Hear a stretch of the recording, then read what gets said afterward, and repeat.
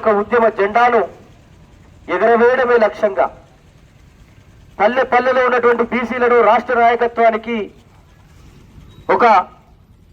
క్రమపద్ధతిలో ఉద్యమ రూపాన్ని నిర్మాణం చేయడమేటువంటి లక్ష్యంగా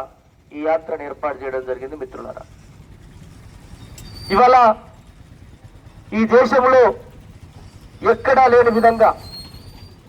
బీసీల హక్కుల కోసం గర్జిస్తున్నటువంటి నేల, ఉద్యమాల స్వరూపం ఉన్నటువంటి నేల తెలంగాణ నేల. తెలంగాణలో జరిగినటువంటి కులగణన, తెలంగాణలో జరిగినటువంటి అసెంబ్లీ తీర్మానం 42% రిజర్వేషన్ల వాటా కోసం, దానికోసం జరిగినటువంటి అనేక పోరాటాలు వల్ల దేశానికి ఆదర్శంగా ఉన్నాయి. జాతీయ బీసీ సంక్షేమ సంఘం కావచ్చు, అదేవిధంగా ఆర్ కృష్ణన్న గారి నాయకత్వంలో జరుగుతున్నటువంటి బీసీ సంక్షేమ సంఘం కావచ్చు,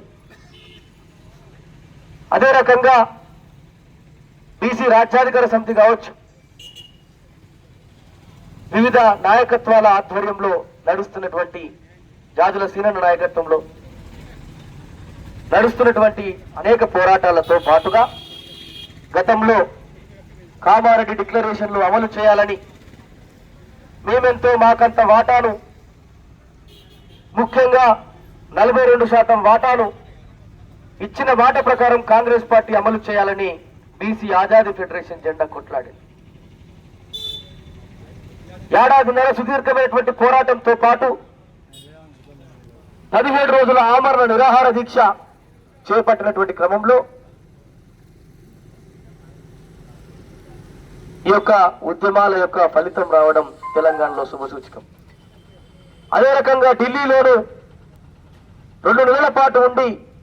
12 పార్టీల యొక్క మద్దతును సేకరించి జాతీయ స్థాయి కులగణనను కేంద్ర ప్రభుత్వం చేస్తామని ఒప్పించడానికి 22 రోజుల దీక్షను చేపట్టి ఇవాళ కేంద్రంతో ఒప్పింపజేసుకున్నటువంటి సందర్భం. అయితే కులగణన చేయమంటే వాళ్ళకేదో ముండ్ల కిరీటం పెట్టినట్టుగా రాజకీయ పార్టీలు గజగజ వణుకుతున్నటువంటి సందర్భంలో